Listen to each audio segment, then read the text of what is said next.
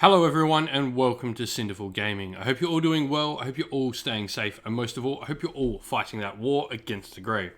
Today's video, we've got a start collecting box army video for you, and we're going to be focusing on the Ogre Moor tribes and their start collecting box, the start collecting Beastclaw Raiders box. Now what we aim to do in this video is we're going to show you a cheap and easy way to pick up an army, because start collecting boxes are a fantastic way to get a bunch of models for a much cheaper discounted cost. And you can use this and use multiple of these start collecting boxes to build not only a army quickly, but a good army as well. Multiple of these boxes will enable you to build a solid army, as many of them contain multi-part kits that do various different things, all with some cool conversion work. You can easily make other models in the range out of the models you get inside the kit. Today we're going to be focusing on the Beastclaw Raiders box. This box is great because first of all, it doesn't require any converting. You get a cool multi-part kit in the Frost Lord on Thundertusk and Stonehorn kit, which has 6 different variations of unit, and then they all have variations of different weapon loadouts on various parts of those units as well. So there's a ton of options in that kit. The other kit you get inside is the Mournfang kit, and we'll talk about these units in length later, but the Mournfang kit is also a unit with multiple different options on how you can load them out. Now, Ogre Moor tribes, and in particular this sort of army, what exactly are we getting out of this? So we're getting an aggressive monster heavy force. Monsters are going to be a main part of this force. Everything's going to be multi-wound, it's going to be big models in general. Even our smallest models are on, some of the largest cavalry bases available in the game. The army will be predominantly melee focused, combat focused. It will generally want to be getting there, fighting and doing all that sort of good stuff, all the stuff that makes the game fun, and it will be really good at it, especially on the charge. It has a decent array of healing abilities throughout the force in various different ways, which is nice, and it's also good on the objective scoring game as well, which is really strange for an elite army like this. Now, monsters normally count as 5 models on objectives, but when ogres do it, they actually count as 10, and all their models that are ogres count as 2 standard. So this is pretty cool. So you got some 2 and 10. It really does change up that objective scoring game. The army is relatively fast thanks to the hungry and feeding rules that we have for the army. You can get some extra movement and stuff across the army, which is really nice. But they do have, however, a little bit of a lack of flying, which is probably their main weakness for their monsters. They're decently fast, their monsters, but they do require you to get into combat, and flying and a lack of it there can be generally a little bit of an issue. They've got the ability to do mortal wounds on the charge as well, thanks to their trampling charge, which is really nice. And you've got other things as well that just make the army do what it does a little bit better. It's not a tricksy army in any way. It wants to go fight in combat. It wants to charge people and smash them up. That's what's great about ogres. There's no tricks, there's no little gimmicks to it. It is just a straight up fun army. This is a fun army to play, and having played against it a lot, it is a fun army for your opponent to play against. If you're looking for an army that is both good on the table and fun for your opponent, ogres are one of the best at it in the game. And so let's now talk about the units we get inside the box set. So as mentioned, we get the Thundertusk and Stonehorn kit, and this can be split down into both Thundertusk and Stonehorn, and then we get a variation of each of these 3 types for each mount option. So we have Frost Lords. These are the models with the giant spears here. And then we've got Huskards, which are sort of your secondary heroes, and you've got Beast Riders, which are your battle line option if you're playing with a Frost Lord as your general. And so, first of all, we're going to talk about Thundertusk and Stonehorn, and I guess what sort of separates these 2 monsters.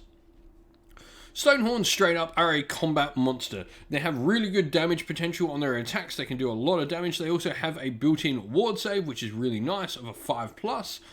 This means, you're not having to worry about artifacts on them and stuff like that. But they've also got a decent amount of wounds and a decent save. A Frost Lord has a 3-up, while the Huskard variations have a 4-up, and the Beast Riders as well. And you've got, generally, these are just combat monsters. That is the general idea of the Stonehorn. It is the ultimate combat option. The Thundertusk is a little bit more interesting. He doesn't have the ward save, but he does have a decent amount of combat potential. Those tusks can do a little bit of damage, which is nice. He's not going to do anything like the Stonehorn in combat, but he can take out some of your opponent's threats as well. He's got a built-in defense mechanism as well, which is actually a subtract 1 from hit rolls for melee weapons that target him whilst they're around him, which is cool. And you've also got the ability with a Thunder Tusk when you pick the Huskard variation to become a priest, which gives you access to both healing prayers, some cool movement prayers, and of course the generic ones, things like Curse as well, to add some more mortal wounds into your army. Though the army doesn't have a large amount of attacks, it generally has high quality attacks rather than a high quantity of attacks, so Curse maybe doesn't give as much as it would to some other armies. Generally, I think the healing prayers and the movement ones, they're making you do what you want to do better, are the best options for the army. And so what's really cool, lastly, we've got the Beast Riders. This is the one with the 2 ogres on top. You can see at the bottom left, this variation of the kit, it can become a battle line option, which is really nice, meaning you can actually, if you want to, with an ogre army, go full monster. You could have heroes and of your Frostlords and Huskards on mounts, and you can have Beast Riders as your battle line. Having a complete monster mash army is a fun way to do it. The other kit we get inside this box set, though, is Mournfang Cavalry. Mournfang Cavalry are an elite, heavy-hitting cavalry. They have quite a few wounds, which is really nice. Now, they have 6 wounds apiece on a 4-up save, which is pretty solid, and they have a couple of different weapon loadout options. So you can either give them their Culling Club or Prey Hackers, which have 3 attacks at 3s and 3s at no range damage too, or the Gargant Hackers, which have 2 attacks, hit on 4s, however, have 3s to wound, rend 1, and a damage 3. It really is an option what you're wanting to go here for. I think both of them have decent options. Now, you can choose to go with an Iron Fist here as well, where you can potentially do some mortal wounds back to your opponent if you make save rolls. Generally, this is a unit doesn't want to be in attrition fights, it wants to be killing your opponent's units quickly and moving on to the next target. So I find trying to go for the most offensive build with this unit is generally the way to go. That's generally the whole thing with the army. You're wanting to go in full offense all the time, only ever offense. Is a really fun army to do like that. Now, it is worth mentioning that while I say that, this army does have those few little tricks. Thanks to its monsters counting as 10 models at all times, sometimes late in the game when you're on 1 or 2 wounds, it's smart to retreat back and actually take objectives off your opponent while you still count as 10 models, because it doesn't matter how many wounds your opponent causes to you, you always count as those 10 models. So 1 wound or 14 wounds, that Frostlord still counts as 10 models. So there's some really nice late game play you can do with this army, where you've smashed up your opponent so much that they can't commit to the fight, and then you can retreat out, claim the objectives, get the gold, and win the game like that. It's really fun and rewarding to go smash your opponent and then just do your damage, come out of it, take the objectives, and win games. It's fun. And so we've put together a little sample army list here for you to show you how you can get a couple of Star Collecting boxes and build an entire army out of them. And so we've gone for a sub-faction of the Ogre tribes called the Boulderhead. This is a fantastic option for this Start Collecting box, as it focuses on your monsters more than anything. So first of all of your Boulderhead monsters, and in addition, get an additional wound on them, and in addition, each Boulderhead hero on Stonehorn or Thundertusk can be given a mount trait instead of only 1. This is really cool, so it means you're going to get lots of mount traits there. So try and stock up on those monster heroes as much as you can. You've got the ability to make Pulverizing Hailstorm a little bit better with Boulderhead. Generally, I don't find you're going to take that too much. There are better prayers to take than Pulverizing Hailstorm.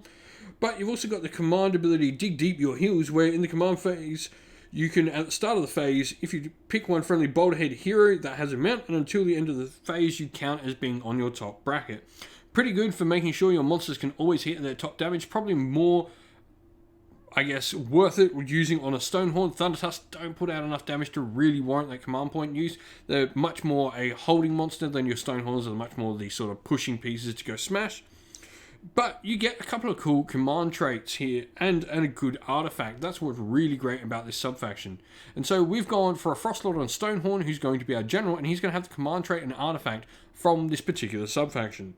So he's got the command trait Lord of Beasts, where friendly Boulderhead monsters hold within 12 inches of the general at the start of the movement phase can add an extra inch to their movement. Some extra movement, it's nice. The army, like I said, does lack the ability to fly, so those extra few inches to skirt around terrain or get over walls and fences is really useful. Then he's got a Brandis Svard, where he adds 1 to the hit rolls for his mounts attacks as well. This is really cool, as it just ups that potential for the monster here to do the damage it needs to do to really pull its weight. The mount trait we've gone for on this one is Metal Cruncher. This effectively does some mortal wounds to high armor save enemy units. It's nice, it does an extra couple of mortal wounds, and against those that might be able to pass a couple of saves and ignore a little bit of the Frostlord's damage, it's going to be really helpful. We're then going for a Huskard on Thundertusk. Having one of the priests in the army is really solid. He's got a good healing prayer on his own one, which he buffs. Generally, that's going to be the prayer that you generally try to use, trying to heal your other monsters and keep them in the fight. He's got a Blood Vulture for a cool little mortal wound shot out of him. I find this is probably the best option out of all the ranged options you can take on him. And he's got the mount trait Run Frost Tide, where he minuses 1 point of rend off him. This is, pretty much like a built-in armor save. However, what's nice about this is you can combine it with +1 save, so you can be +1 save and ignoring 1 point of rend for only a single command point on him. His prayer is Keening Gale. This gives some extra movement to one of the monsters around him, which is nice. Just, once again, extra movement on this army to get into combat, to ignore those terrain, to get around them and stuff is really useful.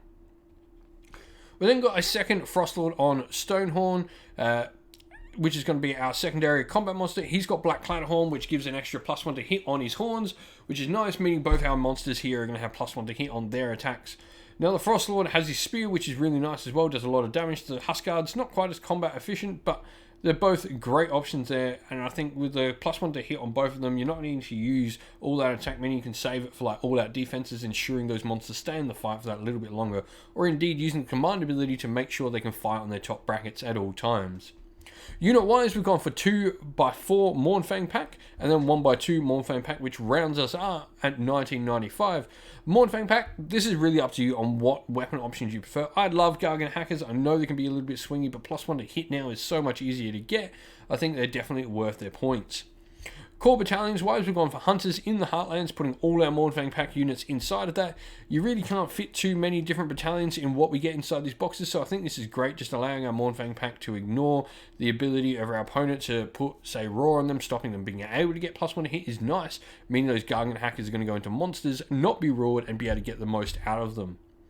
Now, we've got 2 of our 4 reinforced units here, no allies, and we're 98 wounds and 6 drops. Now, the issue with drops here is a little bit of an issue. However, those Mournfang packs can definitely screen out our monsters, and don't forget, these monsters aren't pretty survivable, so you only need to screen out against the best of threats. 4 Mournfang is a massive screen. Those bases are huge, the ability to put stuff through them. Anything that actually is going to do anything to our monsters on the charge is probably not going to be able to fit through a gap of 1 inch in between those Mournfang. So you're pretty safe. You can do some good screening here and sacrifice the Mournfang if you need to ensure your Frostlords and your Huskard and all your monsters can go do the damage they need to do on the table. But that's our little sample army list. Let us know what you think in the comments below. If you've been playing with Beastclaw Raiders, in particular from the Ogre Moor Tribes book, let us know how they've been going in the new edition and what you would do with some Star Collecting boxes if you were to make an army wholly out of them. And so that's the end of the video. If you enjoyed it, please don't forget to leave a like and subscribe to the channel. And while you're at it, leave us a comment and let us know what you liked about the video. If you'd like to come chat more with me and other members of our fine community we've got going at Cinderful Gaming, you can do so by following the link in the description of the video to our Discord server. Lastly, if you'd like to help support the channel in another way, you can do so either by joining our Patreon or YouTube members. Our Patreon and YouTube members help decide what content we do on the channel. If you'd like to help support, that would be greatly appreciated, and we'd love to give a shout out to everyone who has helped support the channel via Patreon, and that is our patrons: Christian Weir, James, Soren, Chaos Spawn, AJC, Kenny Lyle, Outer and Shop First, Andrew Bowen, Nathan Fee, The Rising Ape, Q Dynamic, Agu, Anthony B, Dynet226, Anton Nilsson, and JJ Austrian. And a special thank you to our YouTube members who, by the way, don't forget when we've got live streams and in the comments, you can use our special emojis on YouTube. You amazing people. Thank you to our YouTube members: Green Roots Gaming, Kenton Young, Steve T, The Real Zeop, Chris Wallace, Turai12, Vinny, Lock Lorick, The Johnny84, David Ellsworth, and a special thank you to Lady Witchfox Art, who does all the amazing artwork for the channel, and to Xmorphic, who does an amazing job at all the background work in our Discord server. Thank you to both of you. You do an amazing job and do so much for the channel. That's it for today, folks, though. Stay safe and stay well, and most of all, keep fighting that war against the grey. Ciao for now.